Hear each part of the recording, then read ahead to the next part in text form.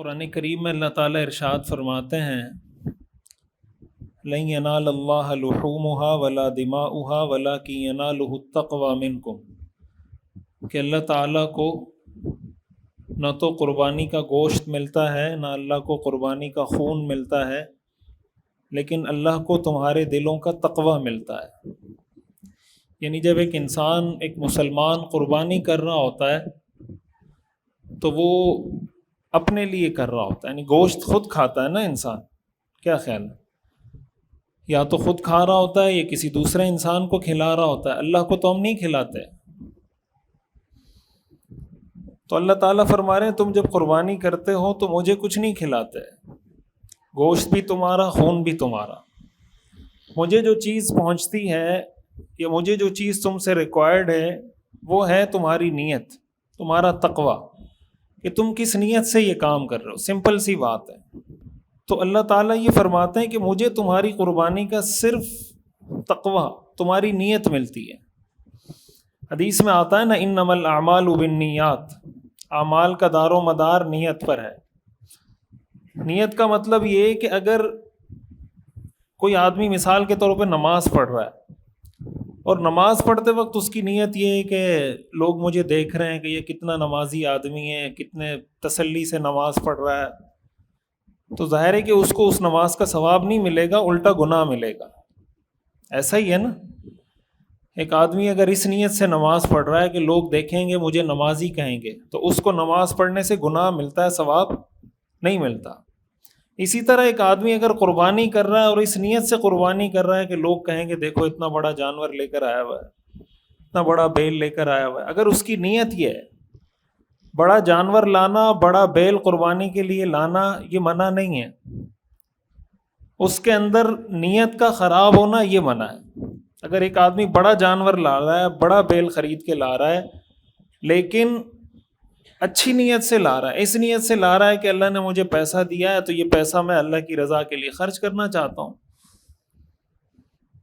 تو اس کے اندر کوئی حرج کی بات نہیں ہے۔ لیکن اگر کہیں جا کر اس کی نیت خراب ہو جاتی ہے، اس کی نیت یہ ہو جاتی ہے کہ لوگ واہ واہ کریں گے، لوگ کہیں گے بھائی فلاں حاجی صاحب اتنے لاکھ کا بیل لے کر آیا، وہ اتنے لاکھ کا لے کر آیا ہوا ہے، اگر یہ مقصد شامل ہو جاتا ہے تو اللہ تعالیٰ فرماتے ہیں کہ گوشت تو ویسے ہی تم کھاتے ہو، خون تو ویسے ہی تم زمین پہ بہاتے ہو، مجھے جو چیز پہنچنی تھی تمہاری نیت، تمہارا تقوی، وہ ہے ہی نہیں۔ جب تمہاری نیت ہی خراب ہے تو پھر یہ قربانی نہیں ہے، یہ بس ویسے ہی ایک جانور تم نے ذبح کیا۔ اور عبادت کے اندر جب ریاکاری کا عنصر شامل ہو جائے، جب یہ عنصر اس میں شامل ہو جائے کہ لوگ میری تعریف کریں گے، تو ایسی صورت میں ثواب نہیں گناہ ملتا ہے، ایسی صورت میں اس سے گناہ ملتا ہے، ثواب نہیں ملتا۔ حدیث میں آتا ہے نا کہ 3 لوگوں کو جہنم میں ڈالا جائے گا، 3 لوگوں کو سب سے پہلے جہنم میں ڈالا جائے گا، ایک عالم، ایک شہید، ایک سخی۔ لیکن وہ عالم جس نے علم اس لیے حاصل کیا، اس لیے تقریر کی، اس لیے بات کی، اس لیے بیان کیا کہ لوگ کہیں بہت بڑا عالم ہے۔ وہ شہید جو اس لیے جہاد میں گیا، میدان جہاد میں لڑا کہ لوگ کہیں بہت بہادر ہے۔ وہ سخی جو اس لیے پیسہ خرچ کرتا ہے غریبوں پہ، یتیموں پہ، بیواؤں پہ کہ لوگ کہیں بہت سخی ہے۔ اب یہ تینوں بہت بڑے کام ہیں، علم دین بھی بہت بڑے ثواب کا کام ہے، شہادت بھی بہت بڑے مرتبے والا کام ہے، سخاوت بھی بہت بڑا کام ہے، لیکن یہ کام بھی اگر کوئی لوگوں کو دکھانے کے لیے کرے گا جہنم میں جائے گا۔ قربانی کا بھی یہی حکم ہے، نماز کا بھی یہی حکم ہے، ساری عبادات کا ایک ہی حکم ہے۔ تو اس لیے سب سے پہلے نیت ٹھیک ہونی چاہیے کہ ہم یہ قربانی کر رہے ہیں۔ لوگ پوچھتے ہیں قربانی کی نیت کیا ہے؟ قربانی کی نیت یہی ہے کہ یہ قربانی میں اللہ کی رضا کے لیے کر رہا ہوں۔ حدیث میں آتا ہے صحابہ کرام نے رسول اللہ صلی اللہ علیہ وسلم سے پوچھا ما هذه الاضاحی یا رسول اللہ، یہ قربانی کیا ہے؟ آپ نے فرمایا سنت ابیکم ابراہیم، یہ تمہارے دادا حضرت ابراہیم کی سنت ہے۔ صحابہ نے پوچھا تو ہمیں کیا ملتا ہے سنت پر عمل کرنے سے؟ تو آپ نے فرمایا کہ ہر بال کے بدلے میں اللہ تعالیٰ ایک نیکی عطا فرماتے ہیں۔ صحابہ نے پوچھا ما لنا یا فی آیا رسول اللہ، تو آپ نے فرمایا اون کا دمبے کے اوپر جو اون ہوتی ہے یا بکری پر یا گائے بیل پر جو بال ہوتے ہیں، ہر بال کے بدلے میں اللہ تعالیٰ ایک نیکی عطا فرماتے ہیں.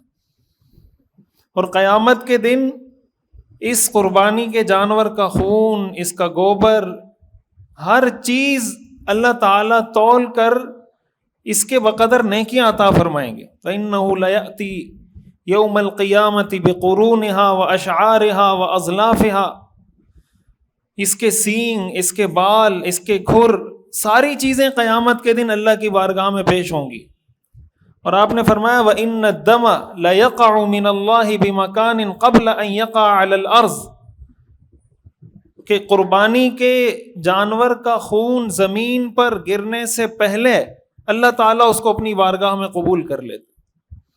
ان الدم لیقع من اللہ بمکان قبل ان یقع فی الارض، زمین پر خون کا قطرہ گرنے سے پہلے اللہ تعالیٰ اس کو قبول کر لیتے ہیں اگر نیت ٹھیک ہو. اور پھر آگے آپ نے فرمایا فطیبوا بہا نفسا، اس لیے خوش دلی سے خوشی خوشی قربانی کیا کرو.